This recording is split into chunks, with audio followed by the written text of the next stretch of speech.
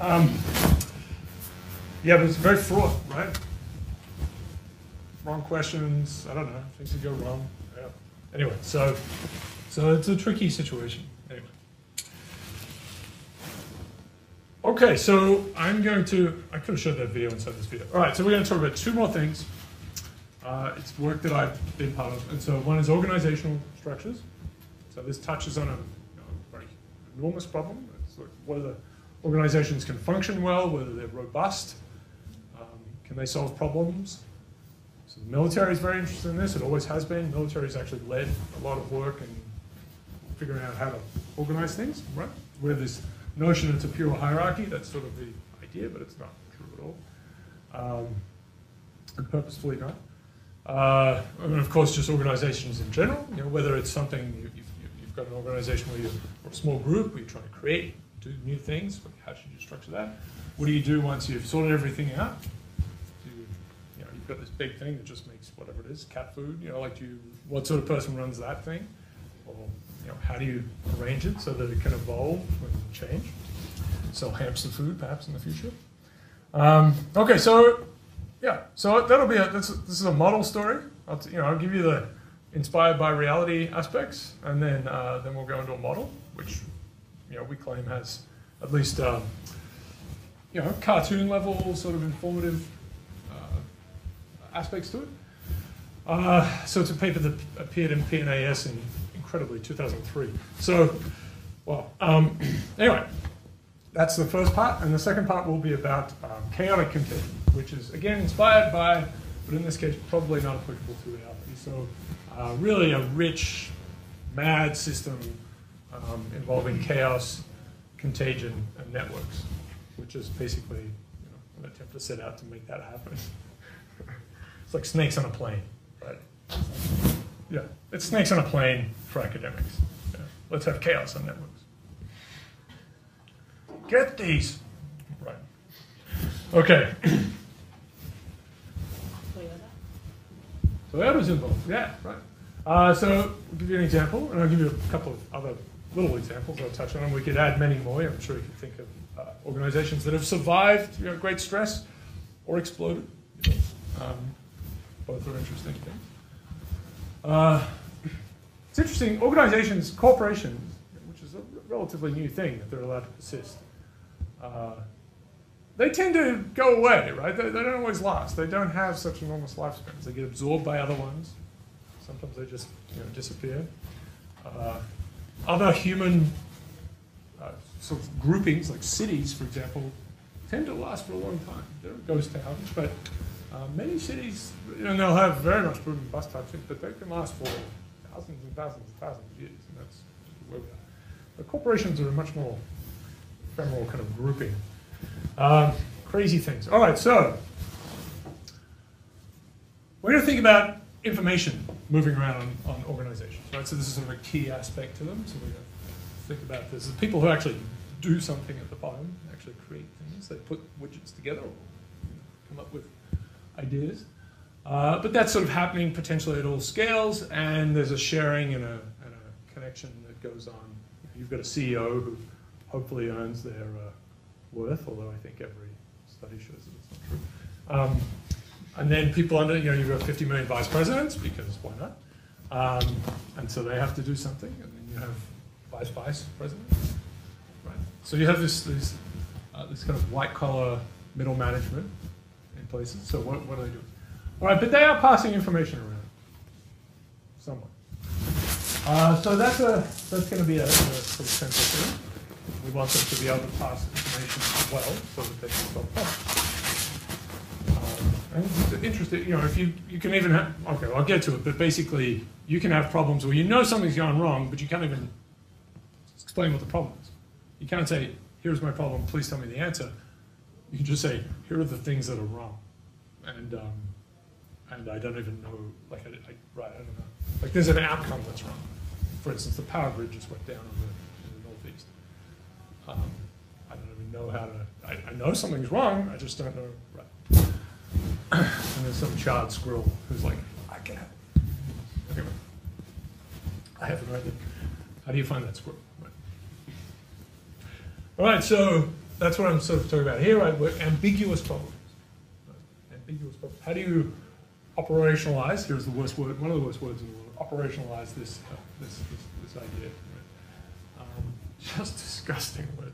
But how do we turn it into a model that we can sort of that's hard and can be operated on and tested? I'll show you, at least one effort in that direction. So robustness, right? It's part of what's optimal, right? So it's very hard to be an optimal organization or organism. You have to have some portfolio of attributes that are somewhat incommensurate, right? So it's good not to die, right? So it's good not for your corporation to fall apart. So you might need some redundancies and so on that are costly. That some person who's counseling with numbers will decide are inefficient and they'll get rid of things, but then it turns out the whole thing falls apart. You want to be able to create, solve problems, new problems, because you're living in this uncertain environment, which we'll try to characterize as well, but there's an uncertainty. So how do you build that in? Anyway, so optimality, it's not a thing, right? You can't. You want it to be good at a number of aspects, and you don't want to fall below any sort of critical line. Okay. So the model we'll put forward, I will say, and of course this isn't shown, we explored 10 crazy ideas and tried them out, and they all failed, and right? So we got to something that has the right kind of feel. All right. So we're going to build a network. We're going to build organizations, these toy organizations. We're going to give them something to do, and that will be basically about sending messages around. So this will be a very simplified idea of something's gone wrong. You need to be able to share information, pass information around, and you need to be able to. The message you describe, say, okay, I need this thing solved. You need to be able to hand it to your friends, and they need to be able to direct it in a good way. Right? You don't know where it should go, necessarily. And then we'll have some measures of performance, right?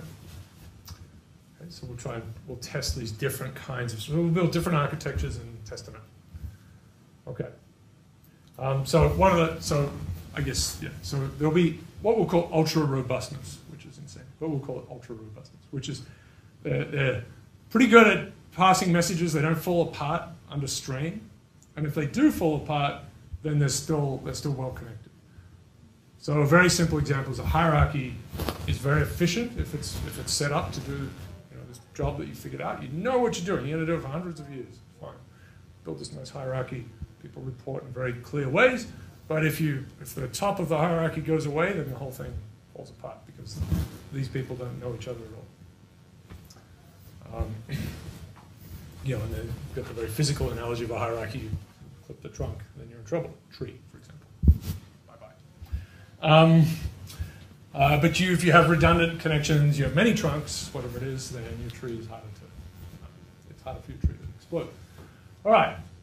So we'll need these two pieces, and we'll define that as we go along. Okay, so Toyota. So this was our motivating example.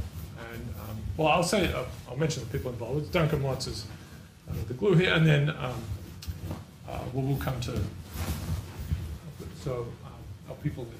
Let me just leave them for now. But this is our motivating example. We talked about this quite a lot, endlessly. So Aishin. So this was a bit of an odd circumstance. So this is kind of like having this trunk problem, right? So where if it goes away, you're in trouble. So Toyota actually was built, as I understand it, as a hierarchy of companies, right? So there's Toyota, and then there are all these other affiliated companies. And they are actually, so they were building this somewhat resilient, but again, hierarchical sort of structure where engineers would be moved around between places potentially. So there was, the sharing of knowledge. But it turned out there was this one maker of a really key kind of brake valve for many Toyota cars. It was just really one plant that did that. I don't know if it was all of them, but it was something like 98% of all brake valves for Toyota were being made in this one physical location. Naturally, it burned to the ground one day. Just because you're playing the wrong game and you get burnt, right? So Toyota, many things about Toyota. One of them is they're famous for this just-in-time idea. So again, it's an efficiency thing. So you don't have a bazillion car frames sitting there and a million wheels and whatever you have sitting in this room over here. You have them, just being supplied right. Okay, put it on, right? Put on. So it's just everything's being supplied. It's very kind of a clean system. You don't want anything to break. You're in trouble. So, they're making all the time. So they really only had 4 hours of supply. So, gig, right? So you got to shut it off. It's done. And so this is a disaster. It's a huge company within Japan. The prospectus was that it would hurt the economy badly for years. Really hurt it because, we went from 14,000 cars being produced to 0, which is bad. And it will be 6 months. That was the estimate immediately. It was 6 months. These are very specialized machines. You can't just go to Lowe's or Home Depot and buy a Toyota valve thing. Yeah, they tend to make their own. Well, yeah. I mean, it's crazy, right? The Spider thing that we have right now in which wonderful car company did that? Which one is it? I've forgotten. But they've had it. It's a couple of times. They've had to. Is it hot? No, I don't want to. It's they've had to recall their cars because one of the, I think where you put the fuel is basically, right? It's just a perfect shape for spiders. And they're like, yes! So they pile in and put webs everywhere and the whole thing goes, So this got, this happened, I think, in 2010. They had to recall a ton of cars and change them. And it just happened again. So, that seems kind of bad. And of course, this thing with GM with the ignition problem, very serious. But they kind of knew about it. The thing doesn't work properly. They changed the specification, and people have died. So, they make their own things. You can't just go and get it at Lowe's. All right, so they got it back to full operation in 5 days. So it was, boom, an amazing recovery by all reports. And so the article, if you want to read about it, this is 1999, I think it is. Fractal design, right? Hierarchical structure. Let's say that. Let us say the word fractal. Anyway, so scale. And they talked about the resilience of this system that Toyota had built. And so one of the things is this exchange of engineers. Although, of course, quite clearly there was a lack of resilience in a direct sense. If this thing went away, you're in trouble. So this is how the recovery, some of the details about this recovery. You end up with 36 suppliers instead of one supplier. Then, by the end of 5 days, they had 36 suppliers providing some portion of these brake valves, and 150 subcontractors involved. So, went from one to just all these people. Because this mattered, right? So the incentive is enormous. All these people's jobs depend on it. It's a basic money thing, but also just honor and disaster. This is not good. There was one of the more extreme examples, a sewing machine maker who was just a cousin of someone who didn't know anything about cars, but they made sewing machines. They refitted, so they sent out plans. This is what the thing that is burnt to the ground looked like this. And so they redid everything, and they started producing, a small portion of it, but they got 40 valves coming out a day, and that actually helped. And so the observation of the whole thing is that, one takeaway is that these horizontal links between these subsidiary companies matter. Again, exchanges of engineers, relationships, and of course, it links out to companies that had nothing to do with it. So there's robustness and searchability of these two things. And it wasn't coordinated completely by Toyota. Right? They didn't just say, you have to do this, and you have to do this, you have to do this. They're like, ah. That was sort of the signal that was sent out. Ah. And everyone's like, okay, we've got to do something. So they, communicate. And there was a lot of this emergent activity. So no one solved it by themselves. Did they restructure it? I don't know what the history is since then. I think they would not have built, they would definitely not have this situation. Other things can go wrong, but they will not have that possibility occurring. They'll be building in different places, preferably different continents, whatever, right? So you'll have it separated, right? There's another, I think it's Honda that does this too. Maybe they all do this, but Honda, the Japanese car company is very famous for doing so well for a long time. But one of their things was, I can't remember the name for this. It was just in time is the thing. Kaizen? Well, Kaizen, yeah, so Kaizen, good word. So it's always improved, and that's kind of everyone, I think, but these guys too, I think.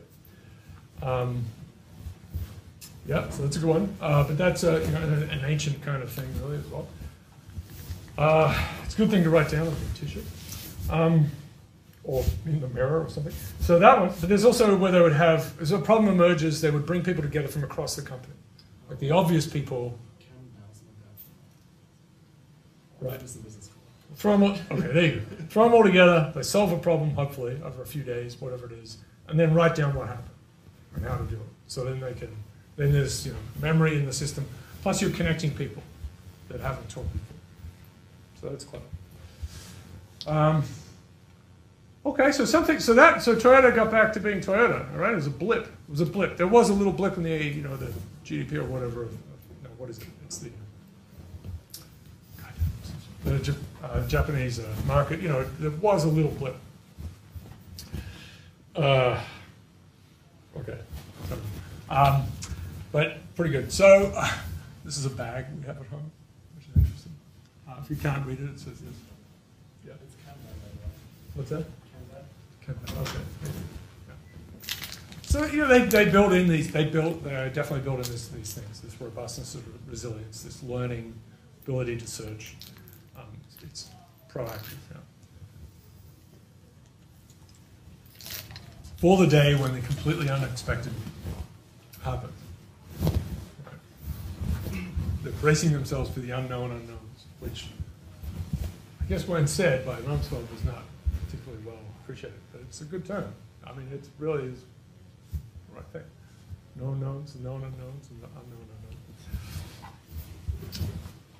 Yeah, and it's just sitting right there in linear algebra, little left null space. Okay, these guys, that's an amusing bag. We have another one which is AOL 5.0, which I really kind of treasure. It's great. AOL still exists, of course. No,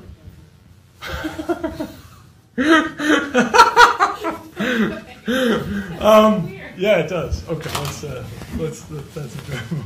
That is a great reaction. So I have a friend who's on Wall Street, who's runs a hedge fund, who has an AOL account. And now I think it's kind of okay. But for a while, it was kind of like writing from like a little trailer home in the middle of the woods somewhere. Like it sort of said, that's my address. It didn't bespeak of great wealth or, dignity or anything. But it was the thing. For a while, it was the thing. I mean, AOL was the thing. And then, you make movies out of it. There you go. AOL being AOL. So my wife, who's a writer, actually wrote for part of them at some point. They have all these little subsidiary things. She wrote for a market aspect of it. Very nasty comments were applied to pretty much anything she wrote. About other things. There you go. AOL, still going. Yeah. Yeah. Some things actually do cease to exist. Like,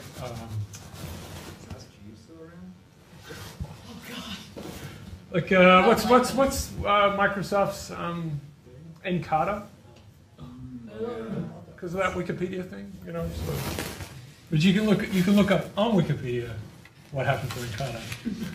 Ask Jeeves, I'm sure it is. Oh, is it just Ask? Is that what it is? Is that what it is? So there are all ones like this, Excite.com. Pan Am. I mean, there's a whole list of Enron. Yeah. I mean, they helped themselves go out of existence. It wasn't just, stuff that someone else did. They were proactive in their ceasing to exist. Got a movie made about it. That's good. Smartest guys who are not still in the room. Lehman Brothers, yeah. So, I don't know if you saw this. Despicable Me? So when they get themselves funded, right? There's a whole thing where he goes to the guy with the with the pointy hair. There's the dad of the bat, you know, this little villain. He might not be a Riz, but when they walk in, there's just this bank of evil that just says formerly of Lehman Brothers. Nice little touch. And it's like it's a snapshot too. It's very quick, and you're like, Very- ooh.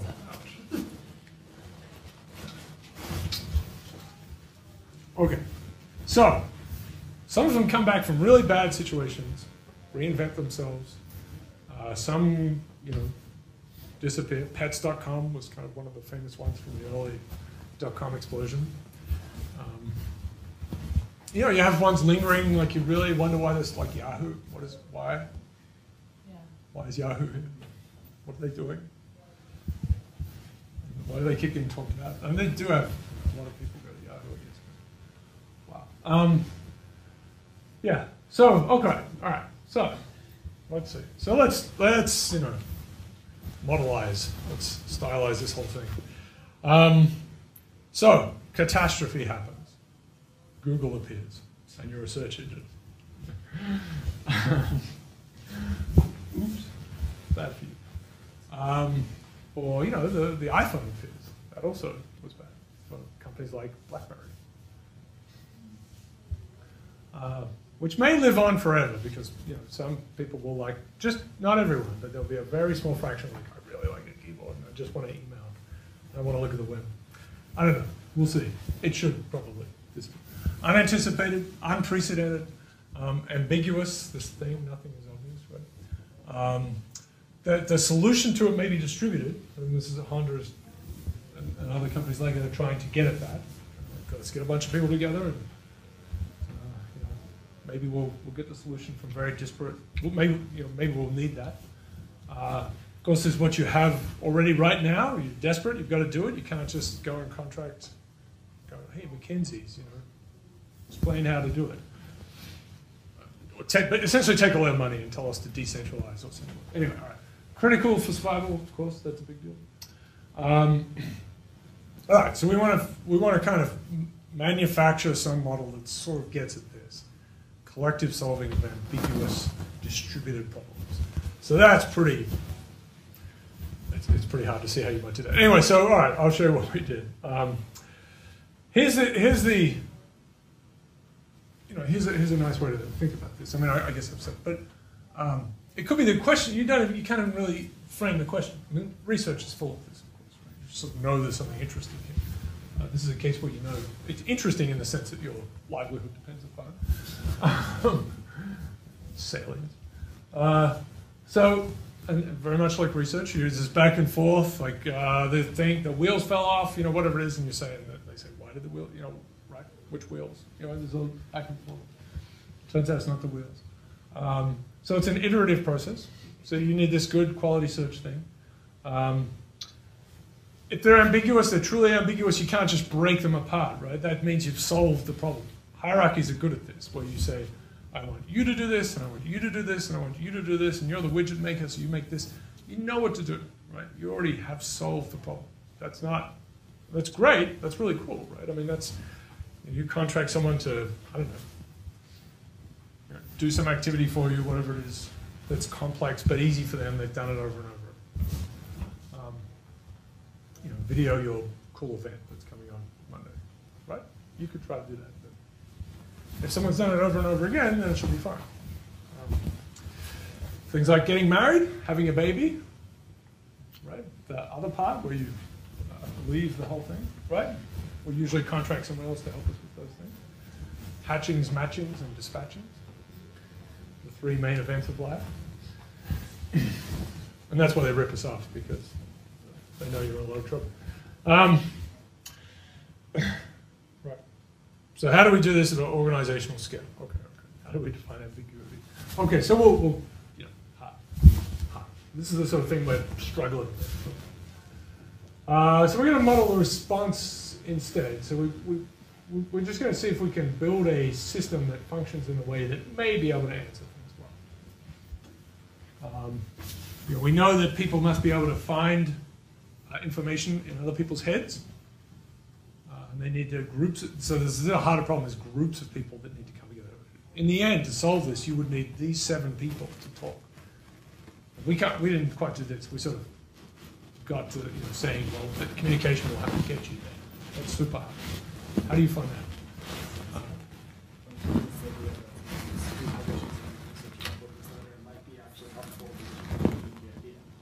Before they wouldn't have known about it for many more years. Just reproducing with your name on top? Often it's like some research is attributed to some guy that rewrote someone else's research, most likely separately from like 20 years ago. Yeah. And I can't think of a good example. Well, I mean, there's popularization, where it's done in a good way. That's not bad. There's certainly refinement of things too, where people, here's an obscure thing, and I'm going to make a nicer version of it. Yeah. So it's not too big of a modification. Yeah. And that helps. That should help everyone.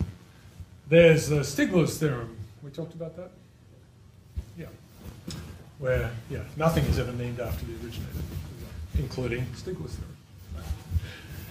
theorem. Okay.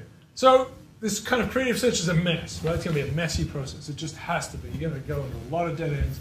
Research is a very good example of this. There's been a lot of suffering. Maybe we should just make it lives that depend on that. Publishing papers.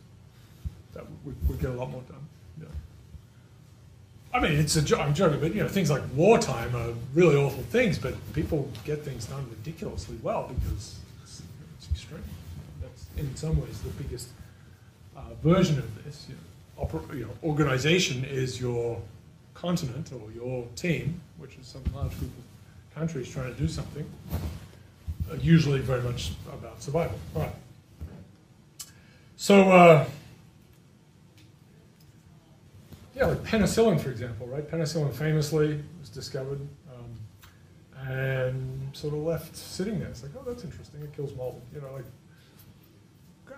And then Second World War was like, we really could, And then it just becomes, by the way, this could really, it's transformed. Okay, so these two things. We want to avoid this network of people collapsing under. So everything's going along fine, and they're just talking about the weather. There's no big deal. You're doing your jobs. Something bad happens, and you start talking. Start getting on the tweets, trying to find out a solution to something. But we don't want everyone to just give up. It's a disaster because you can't have one node out of 10,000, one person fielding all of these messages. Right? You have to have some sort of structure that will allow it to, when the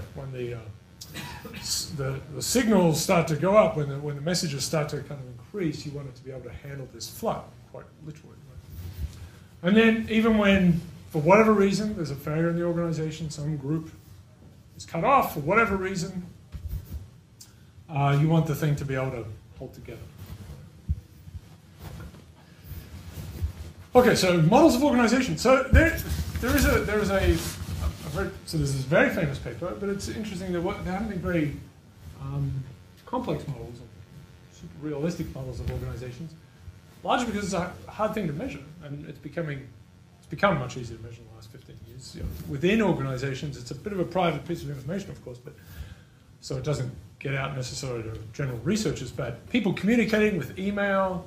You can look at who wrote what, with whom, documents, and all sorts of things. So within organizations, there's been an effort to even do things like look inside people's computers, essentially, and see what they seem to know. Probably a bad thing, but I think some efforts are made where it's like, okay, please show me which portions of your drive you would like other people to see. And so it's a way of being able to search around and see what is kind of in someone else's brain. So it short circuits the whole message passing thing, right? So I don't know, if you decide that you need a dumpling maker in your car, and you find that that guy over there talks about dumplings all the time, then you go and ask them. So and then you have ads for dumpling holders. Right? Ads for cars are great, right? With the we've got 7 cup holders. There's no engine in the car, but we've got 7 cup holders. All right, so 30 seconds telling you where the cup holders are. Okay, so, right, all these things. I went backwards. So this is a famous paper, 1937, Ronald Coase. Has anyone ever heard of this guy, Coase? Right, so Coase, this is just simply called The Nature of the Firm. And I'll tell you, we'll look up Coase. So, and this is where this idea of transaction costs come from. You might have heard of that. So if you're setting up some exchange, a business kind of exchange, you're doing some services for someone else, you have to decide how to do that, right, blah, blah, blah. There's a contract, potentially, there's something. So he just says, and this is not quantified, just saying that naturally then groups of people will get together to avoid having to do this all the time. So you trade off being able to do anything you want at any particular time, like interact with anyone, by saying, oh, I'm going to be employed by this company. And they're going to own my time. But it's going to make it easier for me. They're going to pay me, and it's going to be a salary, and I'm going to be, it's going to be dependable. And of course, freelancers have sort of risen up more and more. But we've tended to build organizations that aren't, or societal structures that aren't very amenable to that. Healthcare, for example, in the US is tied to organizations, which is strange.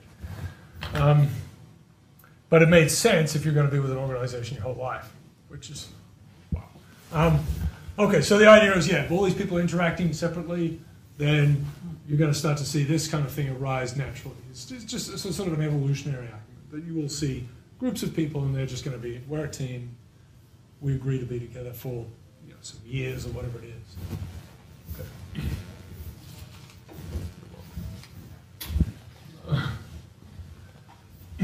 There's more. Who else wants to? Should we start some? No? You can just put it there. Okay. Okay. Okay, so let's find a little bit about, let's look up Ronald Coase, because in fact he just passed away. So you should know something about this fellow. There is so he actually passed away last September at the age of 102. And he was an emeritus professor at Chicago. He's British, came from, where was he born? He's born in London. So he published papers, got a Nobel Prize in 1991. So this is a big deal. Great title for a paper, Nature of the Firm. And but he did a lot of other things. So there you go. So this is his most famous article, 1937. He passed away in 2013. So he published work 30s, 40s, 50s, 60s, in the 2000s. I'm sure he had a paper in the 2010s. So this is just unbelievable. Right, so he was 27 when this was published. Yep.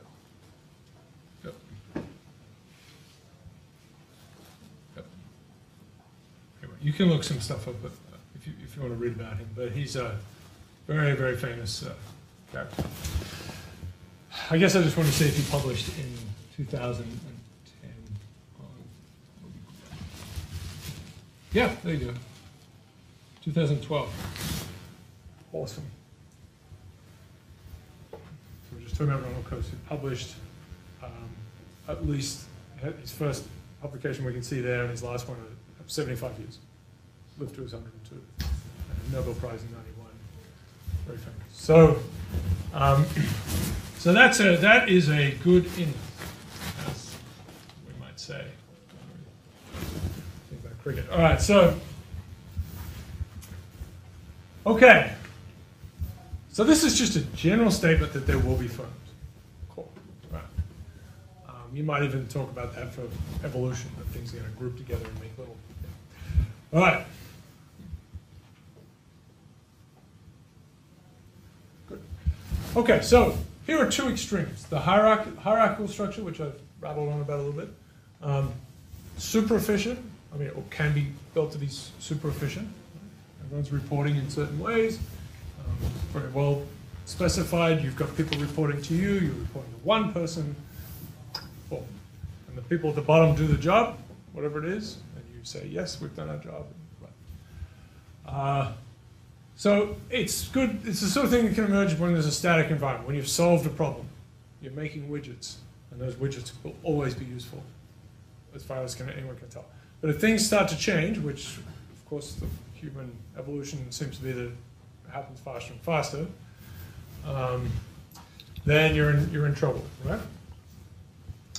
So they're brittle as well if there's because they're pure hierarchies, right? There aren't any cross ties. So that's one extreme. But it is very much one of our fundamental sort of conceptions of organizations. So at the other end, you might think of a market, which is actually one of our sort of great socio-technical systems. Right? People and some sort of interacting system that allows them to interact. You know, there's the yelling at each other with little bits of paper and so on. But then we started to move out to things with telephones and telegraphs first. And now we have the crazy computer thing, where no one knows what's going on. All right. No one knows. No one absolutely knows.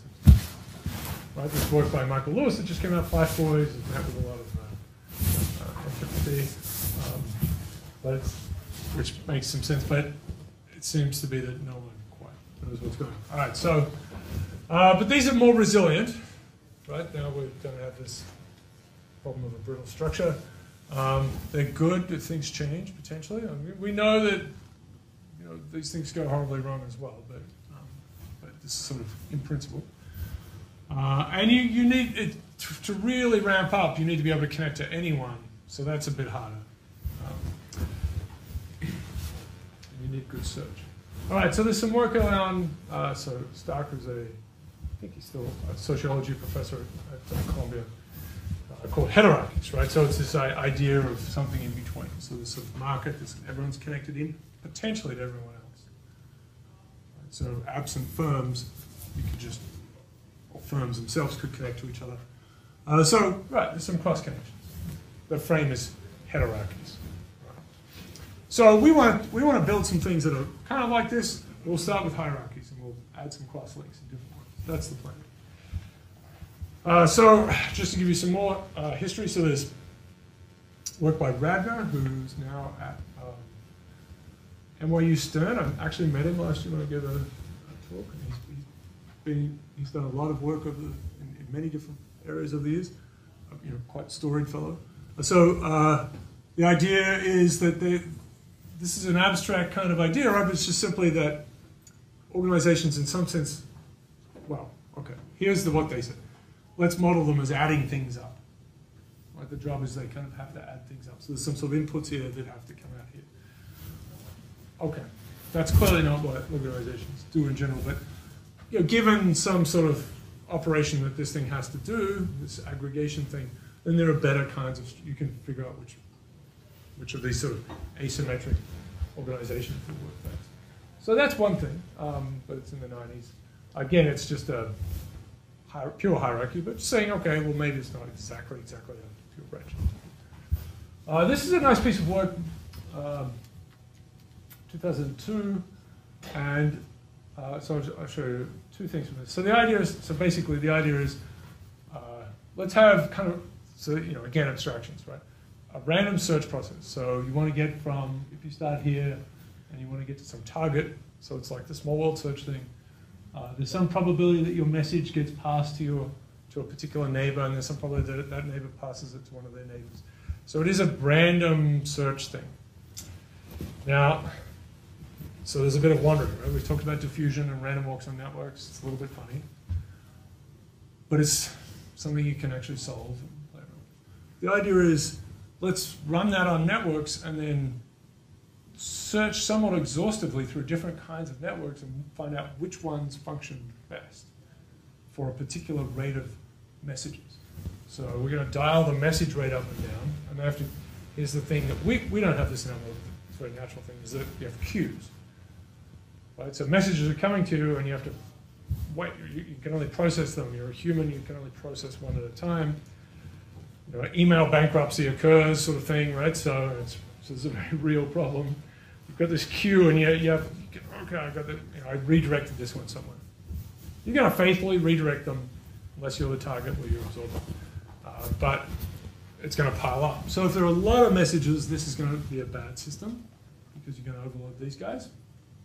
If there are very few messages, this is going to be great because they can just go, right? They're not being overwhelmed, so they can redirect messages really quickly, and it'll be quite efficient. This is better when there are a lot of messages. So they have a couple of results you could look for, but the story is something like this. They measure the polarization of the best networks. So given a rate of message passing, right, which you dial this rate up and down, packet generation here it is, right? So slow, very fast. This is this quantity polarization. So it's the maximum between. So we're talking about betweenness. The maximum betweenness. For you look at all betweenness of all the nodes. So you find the best network. So this is a pretty nasty search problem. You find the best network for a particular packet thing, and as I said, it's going to be these more decentralized ones out here, and these more hub type ones. These hub and spoke ones. If you measure this quantity, so if everyone's got the same betweenness, the average betweenness and the max are the same, so it's 1 minus 1 is 0. But if it's very different, if the maximum betweenness really sticks out, then this will be much greater than 1. And so they suggest that they're getting this. This is for different, L is the number of links in the system. So they're going through these different numbers of links with the same number of nodes. But they're getting these phase transitions. So there's an abrupt transition between those two kinds of networks. Right? So this is a pretty interesting result. So if you've got a really active situation, lots of talk, you might want this kind of connection thing. When it calms down, good to go back to this, if you could adjust like that. And certain organizations are capable of that switching. Marines, for example, is an old problem really now, but having computers and chest-top computers, the potential to communicate with everyone. How do you actually then, all right, now we have that potential, how do we in fact employ it or use it? Okay. All right, so there are a couple of examples, and I'll show you what we did. So these are things we want. We don't want too many links. We can't have everyone connected to everyone. That's not going to work. It's just unnatural. It's costly, right? You can't be friends with everyone. You want it to be scalable. That's always a good thing. And that will help with the not too many links. You want to see that it's a plausible kind of construction. It's not some weird alien organization. That it might be made from this mechanism of people meeting each other across the organization, or people playing basketball, or whatever it is. Right? Some ways of bringing people together. You want this searchability, of course, which we've been talking about. So given something's happened, I need to find out. And ultra robustness, which is these two kinds of robustness. We totally made this up. Congestion robustness, which is like these this paper I just showed you. So you don't get overwhelmed. You dial the message rate up. No one explodes. If they do explode, or for some other reason things fall apart, then you want a strong connectivity robustness, right? So that if a portion is taken away, these guys can still talk to each other. So that's why hierarchy is going to be in trouble here, right? Because you can always, if you take off the top, then you've splintered the whole thing. All right, so we're going to aim for those two pieces. So we know, and I've told you ad nauseum about this, the small world problem. Can we move messages around? Yeah, these people, all right? Yes, yes, and it's been used for all sorts of things. But it is a bit surprising still because you don't know the scope of your social network. Right? You know your friends, you might know something about your friends of friends, you might readily give up. Okay, you don't want to know everyone. Okay. So here's a paper that was edited by Harrison White, who's a very interesting character in the whole history now of social networks. He was a physicist by training, a PhD in physics, and then he got himself a PhD in sociology. So he went from lasers to social networks, and in the 50s or 60s. And so he's quite famous. Many of his students have become the top people in sociology with studying social networks around the US and Canada. That's quite a team. Anyway, so yeah, so he was at Columbia. He used to come to some of our meetings. We'd have interesting debates. All right, so this is going to be the information exchange. So that's the story. We're going to write message passing. So the characters here are, so as I said, what's Chuck Sable, who is I'll show you Chuck Sable's just an amazing guy, right? So he's can speak about 10 languages. He's a professor of law at Columbia. Let's find his Google Scholar. This is fun. Strong. That's always good. Just some big numbers there. So this is if you're following, got your scorecard at home. This is good. Yeah, yeah. Anytime you get 10,000 for a paper, that's pretty good. Okay. He's not in law professor? Yeah, but he's kind of everything. Political scientist, a whole lot. Yeah, he is a something glot. Like what? He really is a. Yeah. He's a polypoly. That's what it is. Okay, so where's my thing? Okay, Chuck Sable, superhero. So Chuck comes along, he's very excited about this. Like, oh, you guys can, small world, no, let's just make an easy, this will be trivial, just make a model, you guys do this all the time, there's no problem, just make a model. So much suffering ensues over meetings in coffee places and things, and really painful, I mean, head exploding things. Eventually, we tried all these things, and eventually I figured out this model sort of in a basement somewhere, and then popped up and said, what about this? And they're like, yes. So it could have just been, we need to get it done. But no, it did actually start to do what we want. All right, so we're going to have some underlying hierarchy. We're going to have a fixed branching ratio. It's going to have some depth L. We're just going to start with that, and then we're going to add links to it. Right? So it's a pure hierarchy, so there'll be n-1 links if there are n nodes. It's a spanning tree type structure. And then we'll add some ties on top. In principle, we could add 0, or we could add all the way up to just short of the ones that we have already put in there. And I'll show you this mad two-parameter. I mean, you'll see the plan. It's a little two-parameter probability distribution. It's an ad hoc thing, but it's a way of adding links in a somewhat principled way. I don't know if you could do it with one parameter. Everyone likes to have one number for something, but it's silly, right? Like one number for the weather. That's really silly. Outside is a 73, which is supposed to say it's humid and raining and actually 64. Okay.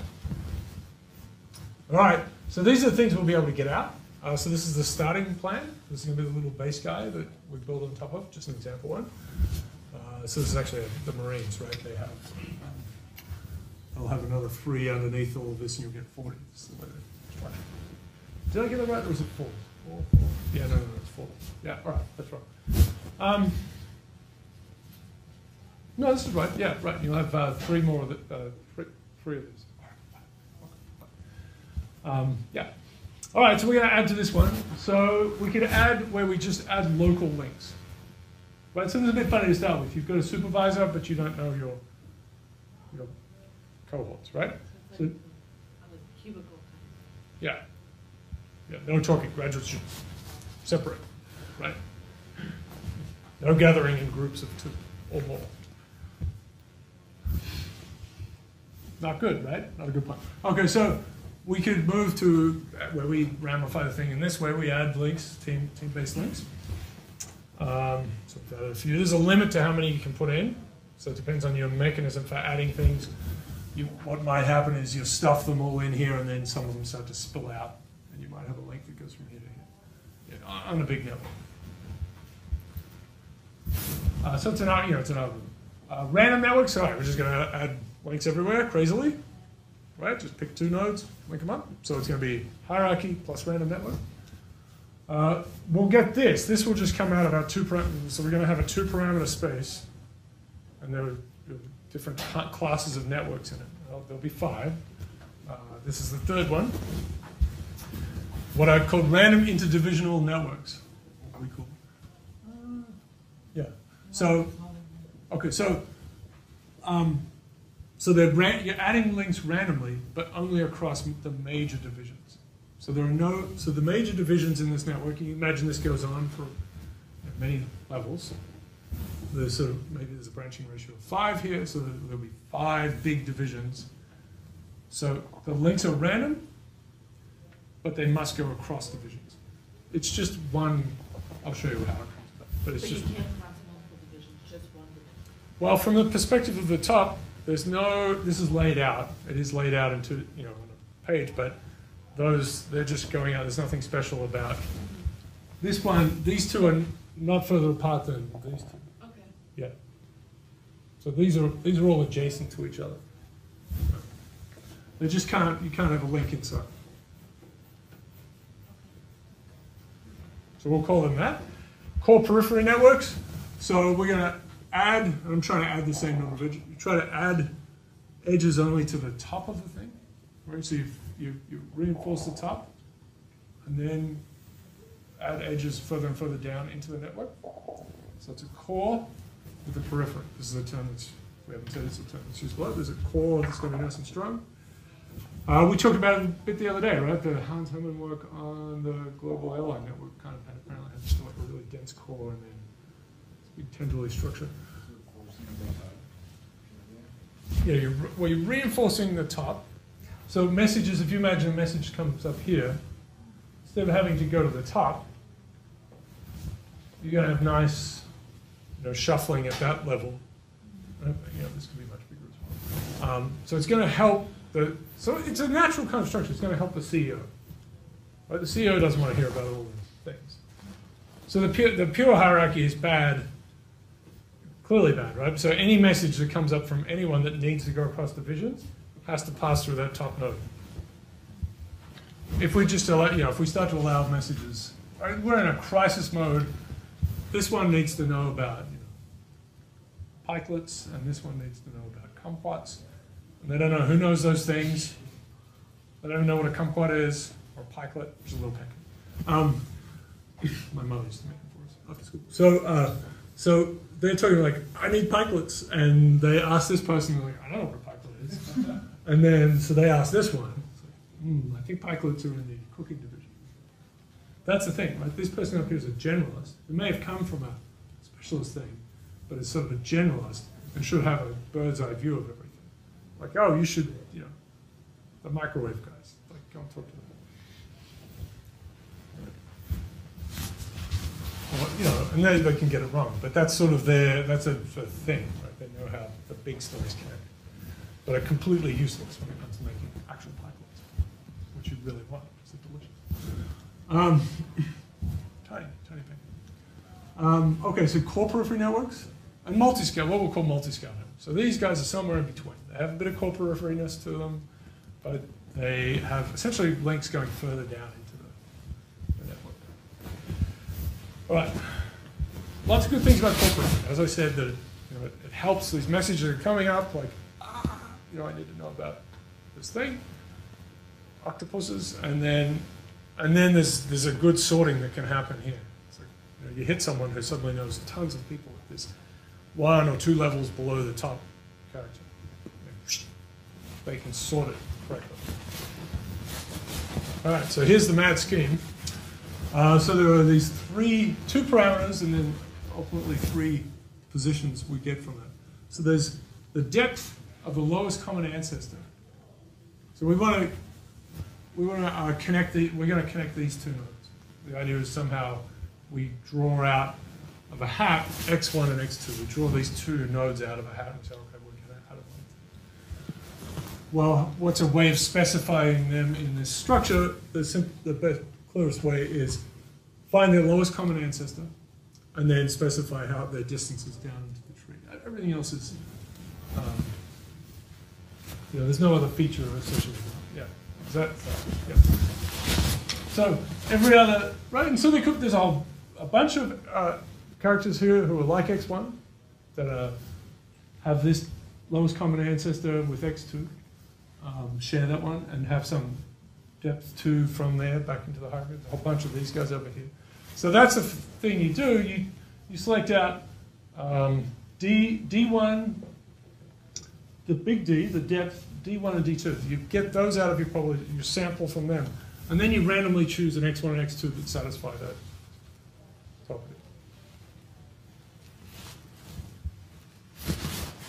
So core periphery, the idea is you'll always be choosing D equals 0 and a very small D1 and D2. So you're trying to add links to characters who are up the top next to each other. Right? The Oh, so core periphery means there is a strongly connected core and the periphery is hierarchical, tendril. So you are connected. Yeah.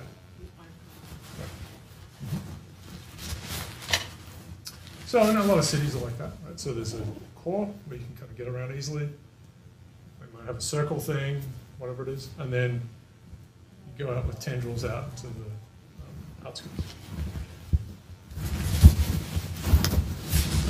Okay, so we have to make this thing up. As I said, we want some distribution where we choose. Essentially, we're getting a D, D1, D2. We're going to roll this complicated thing, and it'll tell you a big D, D1, D2, and from that, we'll go and find a Y, X1, and X2 that satisfy that. Right? So Y is the location of the lowest common ancestor. So you get that one, and then from there you choose an X1, X2 that have those properties. And you choose links without replacement, right? So once you've added a link, if your mechanism tries to choose that one again, you say no. So it's not a perfect thing in that there'll be a little creep, maybe. So if you do the core periphery thing, you're trying to just basically jam them in up the top. Every time you're sort of essentially selecting top ones again, it will eventually start to creep down, even though they're sort of initially unlikely edges. So there's sort of a dynamic aspect to the way to build. All right. Terrific. Okay, so we need some things like this. So this quantity F, right? So we're going to have this decay. So we're going to have these two parts. This should be symmetric in D1 and D2. So we want some, okay, let me say this. There's going to be some characteristic scales. So there's a zeta and a lambda. So lambda controls the depth of the lowest common ancestor, and zeta controls something about how far apart these crazy guys are. This X1 and X2. And F is some funny function. So we could choose a few here. It should be symmetric. It should be that, interesting. So it increases monotonically with D1 and T2. So the further they are, the further they get into the tree, the further they are apart potentially.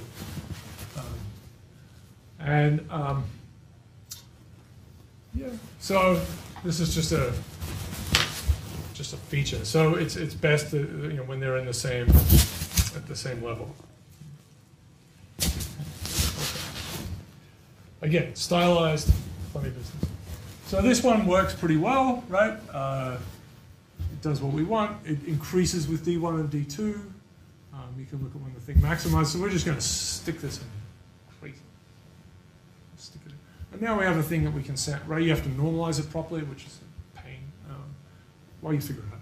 You normalize this thing properly, and then you sample away from it.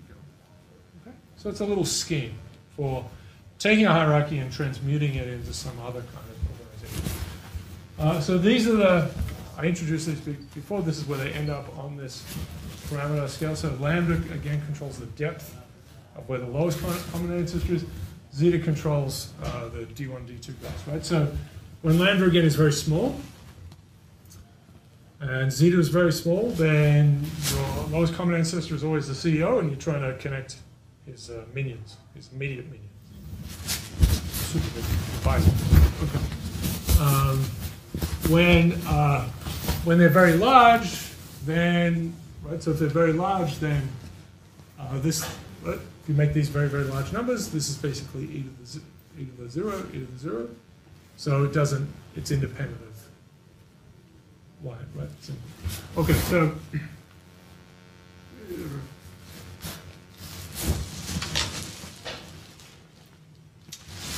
I need to think about it.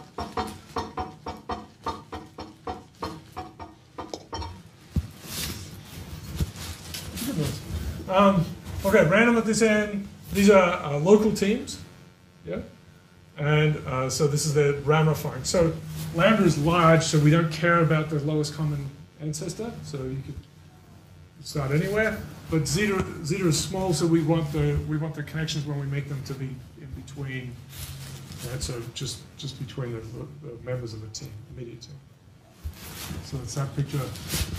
And then this is a funny case here when lambda is small, so our lowest common ancestor is always the top guy, but we want to add random edges, so they're always like this. They're always across divisions. So that's why that one matters. or just appears for this model. And then we call this stuff in the multi-scalar. So it has it's adjacent to all of them. The way we can get away with that is, all right, so let's do some testing. I'll just show you some pretty okay, so we've got a few tests we're going to do. So we're going to message probably mu, send it out. It's going to be some distance from the sender, again based on the hierarchical structure. Right? And we've used this sort of thing if that. So the recipient will be random except for the distance away, and it'll be distance here is along the hierarchy. Right? So your lowest common ancestor is your distance, or the maximum of those two things. So you find the lowest common ancestor, and then you go up, up, up, down, and that's the distance. So we have a new one, XC, and that's the measure of uncertainty. So when it's 0, we're just sending it to our nearest buddies that we're connected to. We feel like they'll tell us, like what is a kumquat? What is a kumquat? I can tell you what a kumquat is.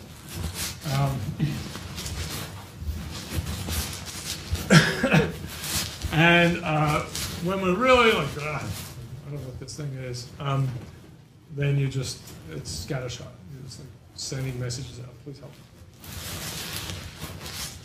You're obliged to this, and this could be happening all over. So the messages are chaotically kind of traveling around. All right. Okay. Distance, the distance between. Distance is the max of the distances to their lowest common ancestor. So, okay, good. And the informal ties, the ones we add, they don't matter. It's just the high level. Simple message routing thing. We've done this before. Just choose the neighbor who's closest. You have some sort of sense of the whole thing. You know what the hierarchy is, so you can always send it up. There's always a plan. Send it up, send it up, send it up, send it up, and then they should be able to. And the CEO will know which division to put in, and then the next one will know which division. They won't know which person. They'll just know you should send it to. Okay. And then they know something about their local. Of course, they know their own informal ties. So if they know that they have their buddy over in the kumquat division, then they'll send it to them. So, and I've sort of said this, but this is now becoming more sort of quantum. So you know who you're supposed to send it to. You know who the world expert is on kumquats, and you just send it to them. Or small orange fruits, which you think is the issue. Or you require a certain kind of recipient, right? So you might not know the name of the person, but you know you need a fruit person. It may be worse than that, right? You don't know who knows anything about kumquats. You have your problem. It's this orange thing. Very unplanned example. So, and then you don't even know what sort of information to describe it with. Right? There's a thing. There's a thing. That's all you're saying. There's a thing. It's not this. I don't know. Something's wrong. The cat is looking at me funny. There's something wrong. There's clearly something wrong. And you need to say it's about the kumquat, but you kind of realize that. Eventually, after some iteration, you figure out you needed to say, please help me with this kumquat, and you needed to ask that person. But you didn't know it was a kumquat. It's a very interesting problem. Right? So Google appears and you think, oh, magic, I can find everything. The really interesting things then become the ones that aren't categorized. Or you don't know how to categorize. Maybe they are categorized, but you don't know the words that people use to describe them. It's how we encode things. Right? So when things rise to a high enough level, hopefully it's easy to see how someone may have framed it. But and eventually you get to it if you do solve your problem. Like, oh, okay, you call it this. Thanks.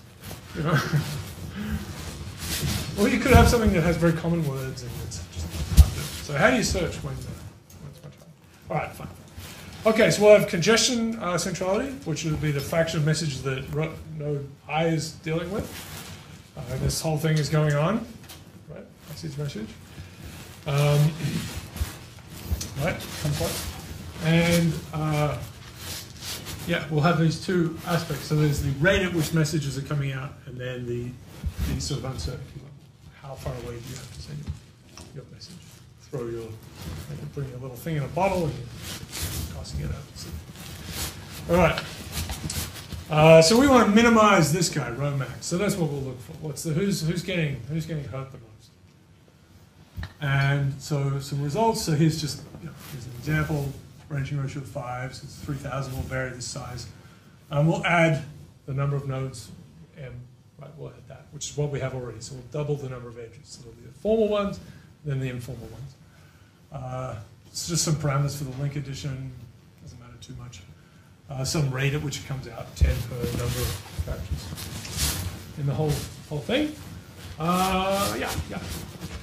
So here's one outcome. So again, it's row max is a function of, so this is the parameter for the depth, right? So core periphery was here, random was up here, and these multi-scale ones are in here. So the upshot of this is, this is a stylized model, so what you hope for is there's some kind of general region where something happens that's not so bad. So you see core periphery does pretty well, but it's a little shaky, right? If you kind of move in different directions, it changes. So lighter here means lower. These guys are not so good, the team-based ones out here, right? Because team-based, you help the CEO, but it doesn't keep going, right? So the next ones get burned. And random interdivisional is just so. So that's one result. I'll show you some other things. So this is varying the number of links added now. So that was one example where we added it. The number of links that we added was the same, basically, as the number already present. So if we add more and more links, that helps. Right? This is row max. This is the burden of the most burdened fraction. The fraction of messages per unit time, the most burdened one enjoys. This is the multi-scales, here is in squares. Core periphery actually does really well, right? To start with, you add a few edges, and it's because it's really helping out the CEO. It's really helping out the CEO. So that helps, but then it doesn't. It sort of goes bad for a while and possibly, in fact, ridiculously goes worse. So the multi-scale one is kind of methodically getting better. It's adding edges towards the top, but also sprinkling them down into the system. So and the random ones and the team-based ones do not do well until you start to just pile tons of edges in there. You've overwhelmed their basic plan, which is to add random ones, add team-based ones. And as I said before, eventually, you're adding team-based ones, so you fill up all the teams, and then you start to add the ones that are adjacent to teams. Because what this mechanism obliges you to add an edge. Okay. This is making the thing more and more uncertain, right? So everyone's fine if you just have to ask, what is a kumquat? That's fine, that works. But if you have to start yelling it and putting it in bottles, just sending out random tweets to people, then these guys get worse. Again, these are the random and team-based ones, and the core periphery and the multi-scale do pretty well. Fullness. Okay, so how does it work with scaling? Right, so this is the size of the network story, so does it get better or worse? This is the coast story. We're going to add more levels, so just add another layer. More middle management, perhaps. And this is kind of raw. This is the total, it's like the total burden on the whole system. So you see the thing going up for these bad guys. So core periphery, not so bad. We're getting out to 10,000 nodes here. This is not so bad here. If you normalize it, so yeah, log 10 of row max. Not a big variation in log space, but these ones tend to flatten out. They're not getting better or worse so much, right? But you're actually getting better, it seems, with multi-scale. This is using computers in 2000.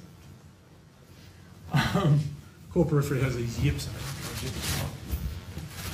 it. Okay, last thing, and then we're all good. We can eat more food. Listen to microdose. Or a whole plethora of other things. So let's see. So, okay, we're going to remove some nodes. We're going to do a bad thing to our system. Okay, this is about survival. Now we're going to say, we're going to cut some out. You're fired, or where did the microwave? Airlines took them, or another organization. So top-down failure, where you're losing the the leaders. Random, so they sort of splinter off. Take out the hubs.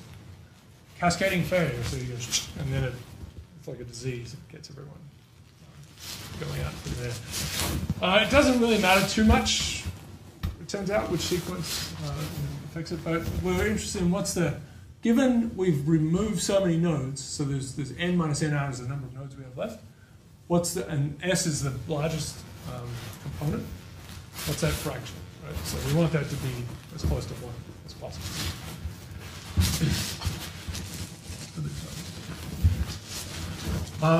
Okay, so we want that to not to go to 0. All right, so you can see what's happening. We've got our little, we started off at, it should be again, sort of 3,000 or 4,000.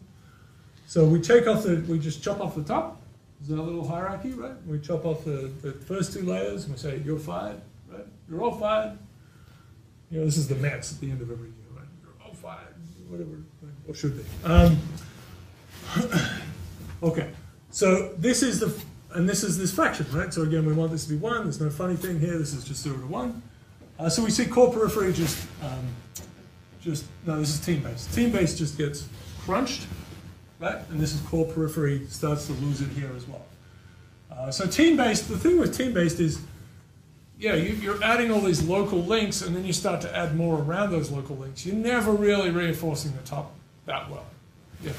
Whereas the core periphery one, yeah, you've helped the top, and then you've helped that next layer, and you've helped that next layer. So it can hang on, at least in this case, for a couple. And it depends how many you've added. But then it starts to explode, and then it's all over. Right? They're all splintered. Because you really just had a core, and you just have a periphery, and you take the core away, and you're like, I don't know what. This is dystopia, right? Everyone's living in tunnels under Manhattan, and there are zombies. Yeah. Okay.